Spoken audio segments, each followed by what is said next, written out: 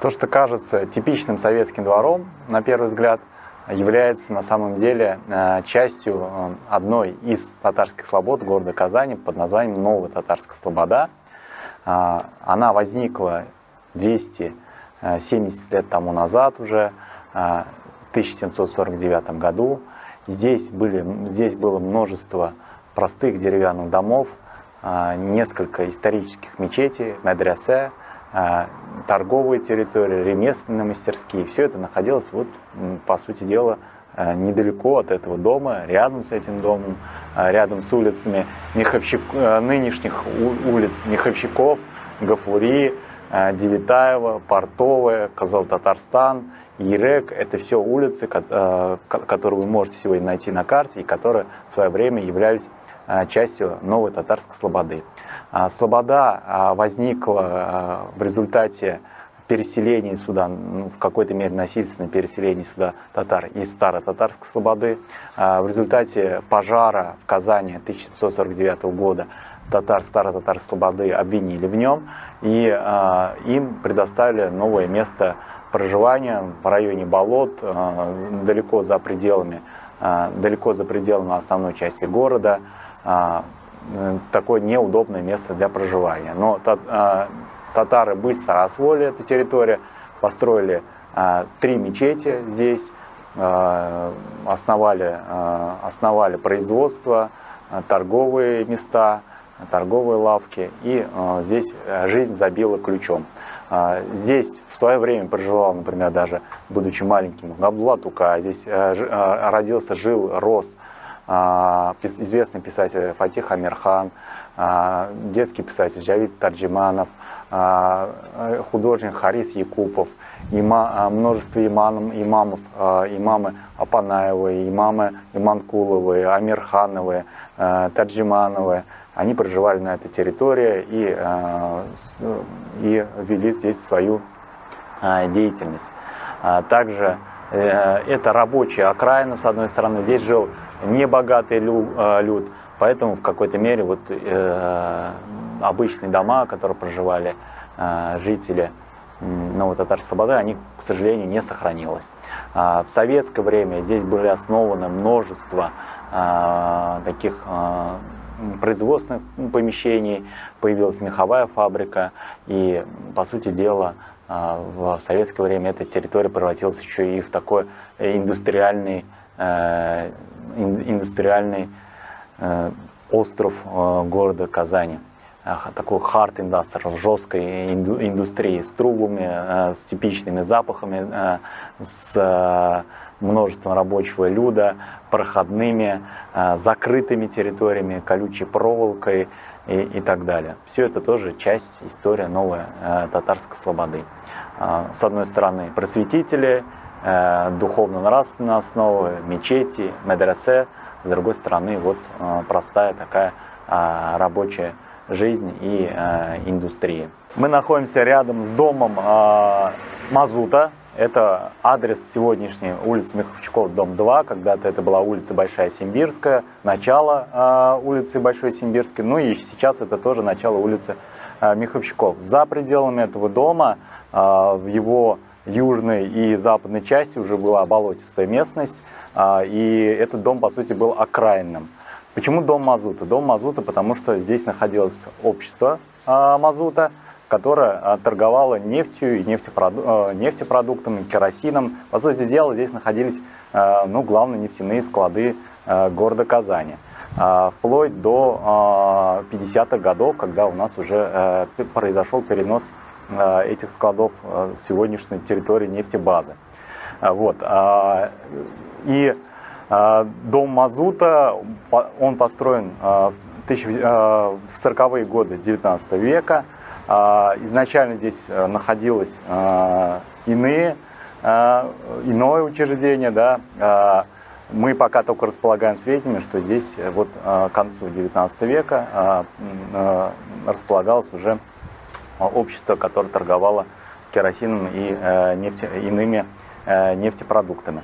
В советское время, после того, как общество Мазута, естественно, оно перестал функционировать в 20-е годы, здесь уже этот дом стал принадлежать меховой фабрике. Сюда заселили лучших рабочих стахановцев меховой фабрики в 30-е годы 20 века. До недавнего времени здесь жили как раз потомки этих людей. Это уже было такое здание типа общежития. Вот. Буквально 2 года там назад его расселили. Здесь еще можно заметить на этом здании такой артефакт, как железная такая, как ее правильно назвать, железная печать, на которой вот написано про страховое общество, под охраной которого находилось это здание. Но еще здесь сохранилась такая очень старая табличка послевоенная с указанием дома номер 2. Он также и остался у нас. Существует несколько фотографий, которые мы располагаем несколькими фотографиями, которые показывают и местность рядом с этой территорией, такая водянистая, болотистая местность рядом с этим домом. Еще интересный факт, когда у нас здесь над Казанью летал самолет-разведчик немецкий в годы войны, он отметил это место как место, которое нужно, одно из приоритетных мест, куда нужно отправить свои смертоносные бомбы. Вот, потому что это все-таки такое, мало не покажется, здесь взорвется. Вот. У местных жителей есть такая интересная легенда, что если здесь вот в округе палочку в землю воткнуть, она провалится, потому что здесь такая песочная, болотистая местность. И мы видим даже на самом деле и сейчас, что там дома дают трещину на тех местах, где есть такая низина. И растительность здесь такая, полуболотистая. За пределами еще, вот если мы так по диагонали будем смотреть, за пределами здесь находится у нас так называемый сад молодоженов, высаженный в 60-е годы 20 века хозрасчетным способом. Меховая фабрика создавала этот парк несколько лет подряд, высаживала деревья, устанавливала лавочки. Ну и сейчас этот парк жив и немножко уже оживает. Мы находимся рядом с исторической мечетью Искэташ, построенной в 1802 году на средства купца Габдулла Утямышева Мачкарави, который являлся известным таким щедрым меценатом и крупным торговцем. Продолжатели его династии Исхак, Ибрахим и Исмаил Утямышевы также известные купцы, известные меценаты, на средства которых строились другие иные мечети. А его внук, например, Мухаммед Гариф Утямышев, построил первую бязекрасильную фабрику тоже на территории Новотатарской слободы в начале 20 века и являлся гласным городской думы. Эта мечеть Искэташ построена по легенде на месте коллективной могилы татар, которые защищали Казань от войск Ивана Грозного. В 1552 году при защите Казани погибшие татары были захоронены здесь, на первом таком попавшемся сухом островке. Вокруг также были болота. На первом попавшемся сухом островке, по легенде, захоронили здесь этих татар. Также есть такая информация, такая гипотеза, что, возможно, на этом месте находится и коллективная могила пугачевцев, татар, участвовавших в восстании Пугачева. Возможно, это даже событие перенеслось вот на такую легенду, как коллективная могила татар, защищавших город Казань от войск Ивана Грозного.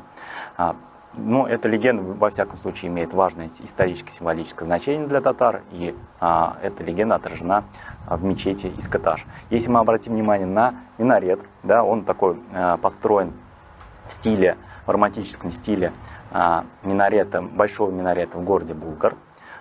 Само здание, оно такого классического типа. В 30-е годы архитектором Шмидтом, 30-е годы 19 века, архитектор Шмидтом, оно перестраивалось.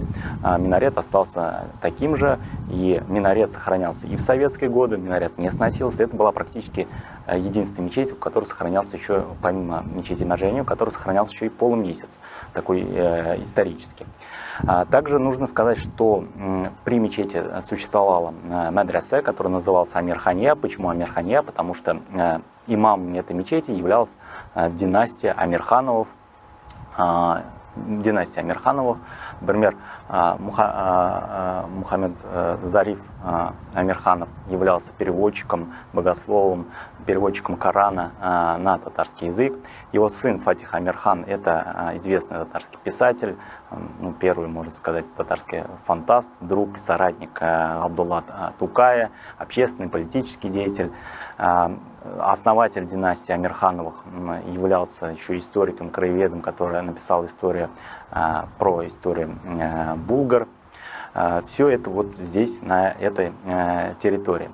Надо сказать, что медресе Амирхания, ее наследником традиции является первая татарская гимназия, которая сегодня существует. Она находится прямо вот напротив здания мечети Искаташ. Они считают себя наследниками этой просветительской амирхановской традиции, внутри которой существует, кстати, небольшой краеведческий музей, посвященный ново-татарской слободе. В советские годы это одна из двух гимназий, которая преподавала на татарском языке. Здание 60-го года, но также можно сказать, что уже обладает такой важной исторической ценностью. В годы советской власти, в 30-м году, мечеть перестала функционировать как религиозное сооружение. Оно сначала здесь было складское помещение меховых фабрик, затем во время войны здесь находился госпиталь, а уже после военного времени здесь находилась художественная школа. И у нас получился такой интересный художественный кластер, потому что здесь рядом еще и находились мастерские, в которых работал Харис Якупов. И также говорят, что он преподавал в этой художественной школе. Вот такая история этих мест. В 90-е годы мечеть передали обратно верующим.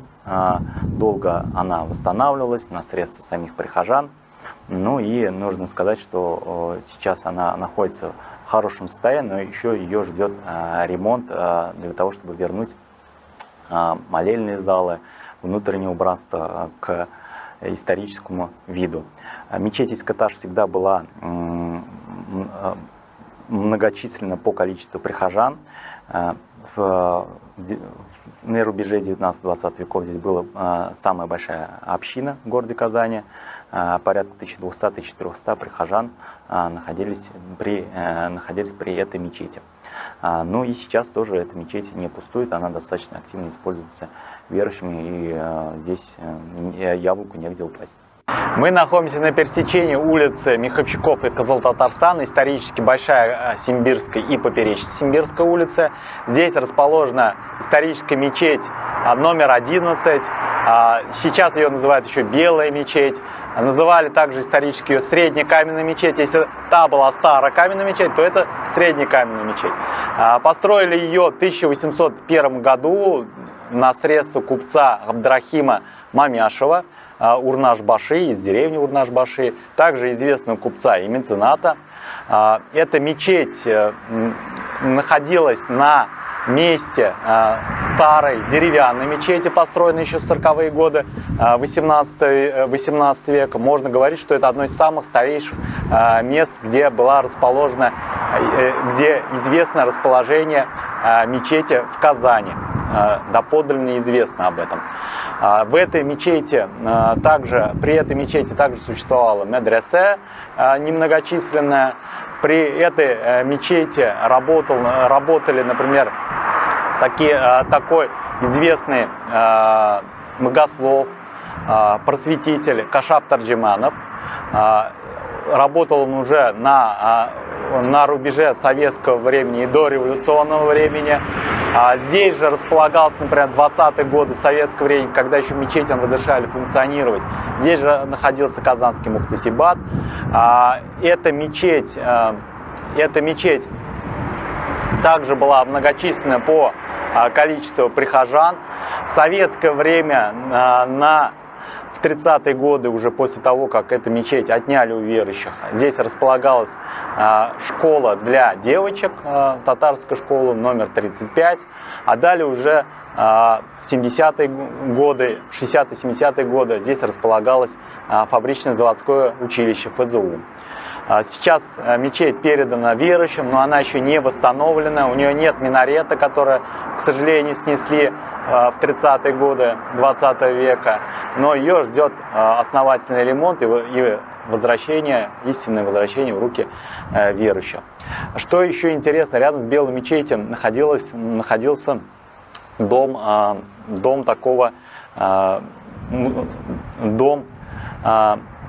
Ваисова, Багаудина Ваисова, который создал свою мусульманскую секту, он так ее и называл, в 19 веке. Они противостояли официальному духовенству. Из-за этого противостояния, из этого дома его хозяина изгнали, секту попытались уничтожить, но она продолжала существовать вплоть еще до советского времени. Здесь был такой штаб ваисовцев в 19 веке. После того, как хозяина изгнали, этот дом сравняли с землей, чтобы никакого следа от этой секты не осталось. Но все равно ничего не получилось, эта секта набирала популярность. Рядом с Белой мечетью еще находился дом, в котором жили имамы. Жили имамы Иманкуловы, это тоже имам хатыба этой мечети, жил имам Кашаф Таджиманов. Кашаф Таджиманов в 30-е годы переехал в Уфу и отдал этот дом своим родственникам, своему брату, в семье которого родился, например, известный татарский детский писатель Джавид Таджиманов, а также один из ученых КХТИ, также по фамилии Таджиманов. К сожалению, этот дом был снесен уже в 70-е годы 20 века. Мечеть построена в таком классическом стиле. Она в некотором отношении похожа и на мечеть Искэтаж по своему функциональному наполнению. Она похожа на мечеть Галеевскую по своей архитектуре. Внизу мы видим такую богатую рустовку, классический стиль. Минарет чем-то тоже похож на минарет мечети Искэтаж, но он более утонченный, и он тоже в таком романтическом стиле выстроен, будучи похожим на минарет в Булгаре. Такое тоже есть и сочетание классического стиля, и сочетание традиций булгарских градостроителей в этой мечети присутствовало. Минарет тоже будет восстанавливаться по старым фотографиям, по старым проектам. Мы находимся в конце улицы Миховщиков, 78, Большая Симбирская. Здесь расположен дом Якупа Козлова, известного мецената и купца рубежа 19-20 веков. На его средства поддерживалась функционирование Алой мечети номер 10. На его же средства функционировала и медресе, его именем называли это медресе, Якупская медресе. Якуп Козлов имел такое двухэтажное строение в своей собственности, большое строение, это такая классическая татарская усадьба. Ее красота видна только, полная красота видна только со двора. Вот поэтому мы попытались зайти и с дворовой, стыдной части этого здания. Эта классическая татарская усадьба разделена на две стороны, женскую и мужскую сторону. Первый этаж он каменный, второй деревянный. Это здание, дом Якуба Козлова, является единственным, наверное, сохранившимся деревянным зданием гражданской архитектуры в Новой Татарской Слободе. Оно этим тоже примечательно. Сама постройка — это также предположительно середина 19 века. Мы не имеем еще точных сведений по ней. Надо сказать, что Якуп Козлов, как меценат, как купец, еще как торговец, крупный торговец, как меценат, еще и в 20-е годы в советское время продолжал свою деятельность, уже будучи достаточно пожилым человеком, то есть его застала еще и советская эпоха. Надо сказать, что в советское время уже, когда средства, когда капитала Якуба Козлова реквизировали, когда его жилье уплотнили, потихоньку здесь вот начали жить, здесь начали вселять обычный рабочий люд, а потом в 30-е годы передали это здание в пользу школы. Здесь находилась долгое время школа, цирковая школа, достаточно известная в городе Казани. Когда ей отстроили новое здание, сюда перенесли вечернюю школу. Сейчас это здание находится в частных руках, но представляет собой важную историческую ценность, которая пока не зафиксирована в документах. У местных жителей это место еще вплоть до 90-х годов называлось Казя Ишигалда, то есть двор Козы или Козлова. Почему такая интересная фамилия? Ну, предполагаемо, что он имел мишарское происхождение, а у этого субэтноса татарского часто присутствуют и русские фамилии. Возможно, это связано и с неким таким тахалюсом, псевдонимом, связано с деятельностью этого человека. Он работал с кожами, производил кожаные изделия, и вот поэтому тоже, возможно, такой псевдоним взял. Вот. Известно, что еще в середине 20 века, в советское время, в этом доме проживали его потомки. И эту всю местность так и местные жители долгое время называли Казя Ишигалда, и это важный топоним для новой татарской слободы, который, к сожалению, уже практически утерян. Здесь рядом территория, мы находимся уже на территории меховых фабрик. Дополнительные ее части отстроены уже в 50-е годы 20 века. Это продолжение вот некое такое мелких производств, которые находились перед домом Якуба Козлова. Мы находимся на пересечении улицы Ирек и Миховщиков. Когда-то это была улица 5-я поперечная Симбирская и пересечение Большой Симбирской. Полностью эта улица занята помещениями, историческими помещениями меховой фабрики. Дело в том, что в конце 20-е, в 30-е годы, снеся существующие здесь деревянные строения, было построено несколько меховых фабрик.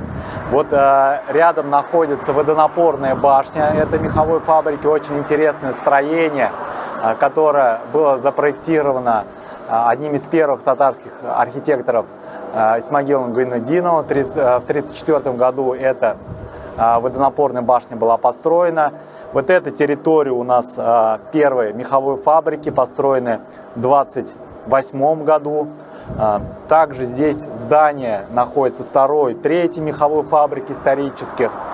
Также в конце сейчас находится здание Точмаша. В годы войны одно из зданий меховой фабрики передали переехавшим в эвакуацию здание фабрики Точмаша.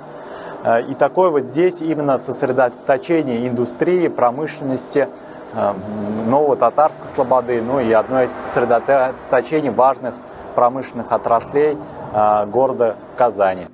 Меховая фабрика, известная в Казани, она начала строиться в 1927 году, в 1928 году она была введена в строй.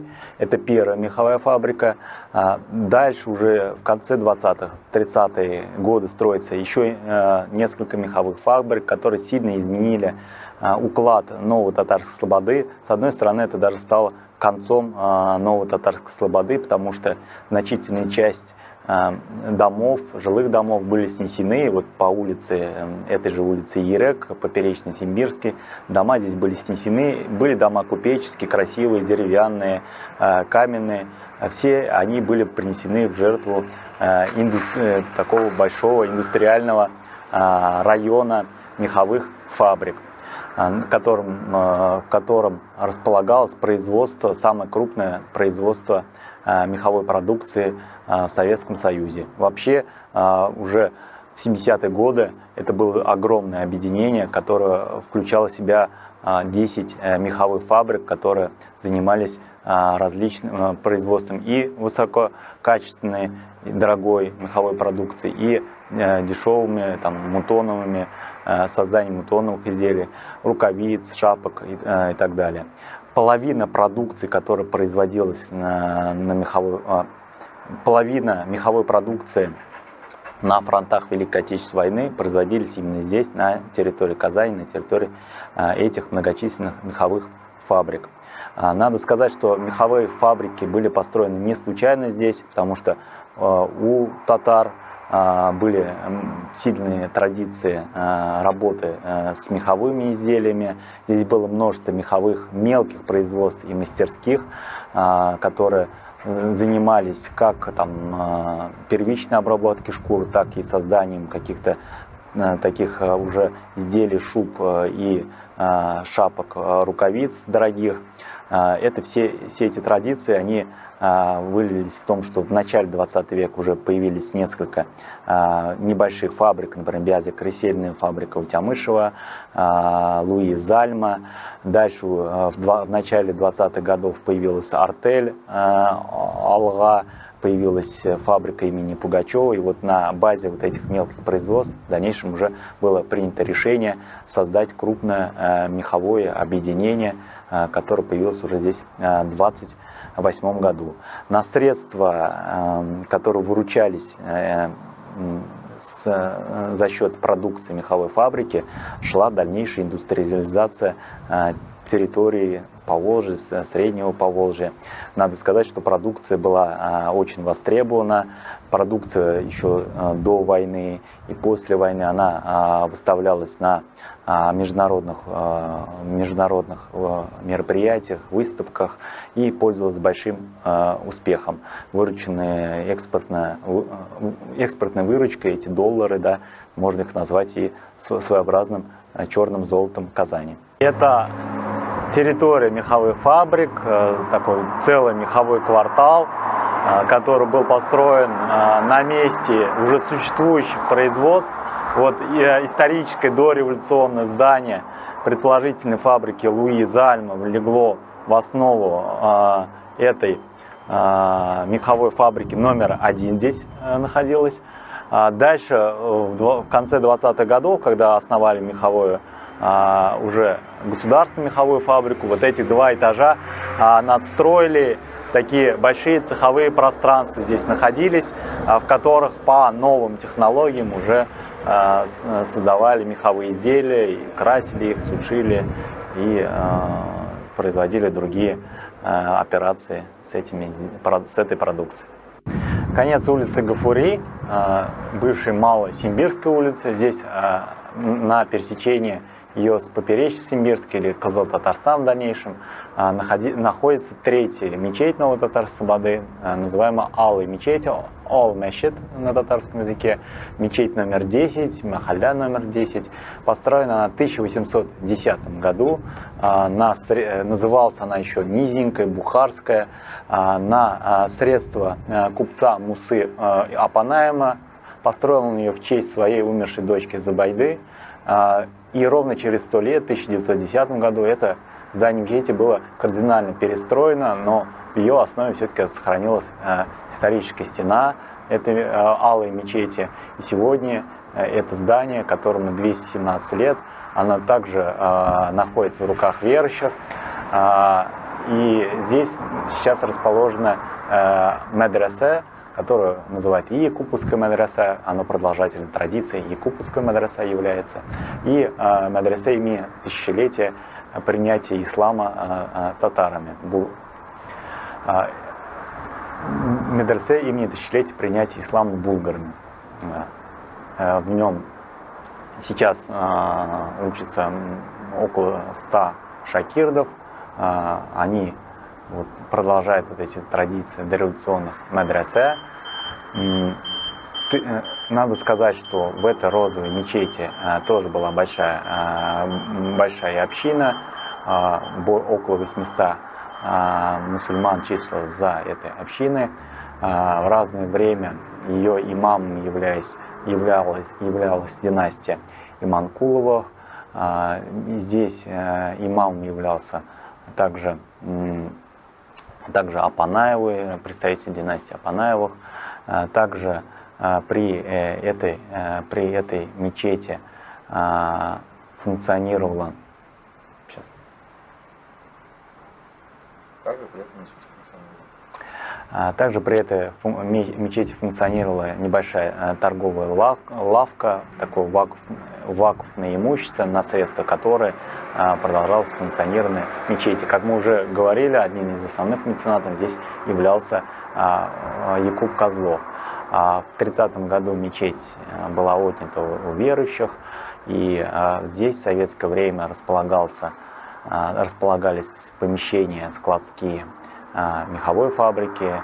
Дальше отнесли это помещение к Точмашу, и уже в послевоенное время здесь располагался санаторий-профилакторий Точмаша. В 90-е годы эту мечеть возвратили верующим, восстановили разрушенный минарет в начале 2000-х годов. Архитектор, который реконструировал, восстанавливал этот минарет, являлся Саначин, известный архитектор города Казани. Ну и сейчас здесь также планы дальнейшего ремонта и возвращения его исторического вида. В зданиях бывшей торговой лавки также находятся учебные помещения. Шакирды не помещаются уже в эту мечеть. Здесь есть небольшой музей, посвященный этой мечети, медресе муфти Мимулам, этой территории. Эта мечеть еще называлась мечетью у кладбища, у татарского кладбища, потому что здесь проходила историческая дорога на старо-татарское кладбище, или на кладбище Ново-Татарской Слободы. И здесь провожали и Абдулла Тукая по этой дороге, и Салика Сайдашева, Шихбуддина Маржани, Каим Насыри и других великих деятелей культуры, богословия, религии. Здесь по этой дороге их провожали и хоронили на данном кладбище. И, к сожалению, сейчас этот вход у кладбища закрыт территориями Точмаша.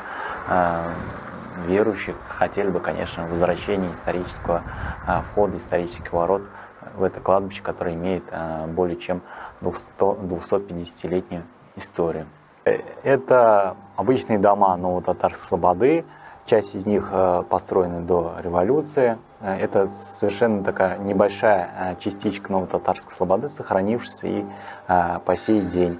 В некоторых домов, там по улице, например, в конце улицы Фатхулина, есть, который соединяется с этой территорией, есть наличники дореволюционного времени, до сих пор они сохранились. Мы находимся на улице Дулат-Али. Дулат-Али, кстати, это один из соратников, друзей Габдуллы Тукая. Здесь вообще говорящие названия улиц, такие связанные с татарской историей и с революционной татарской романтикой. Здесь улица Камиля Якуба, одного из революционеров и также соратников Габдуллы Тукая, улица Кызыл-Татарстан, улица, раньше называлась улица Урал, сейчас улица Зайцева Урал, это газета большевистская, которую издавал Хусаин Ямашев.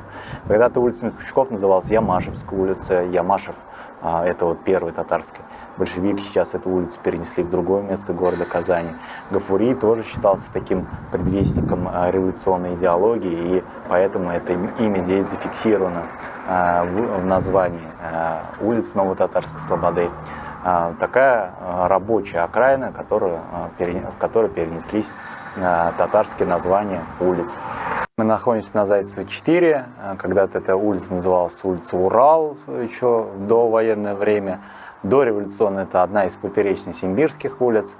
Дело в том, что на этой территории расположено здание женского мадраса Амирханья, которое принадлежало как вакуфное имущество мечети Искеташ, при которой имамом являлась династия Амирхановых.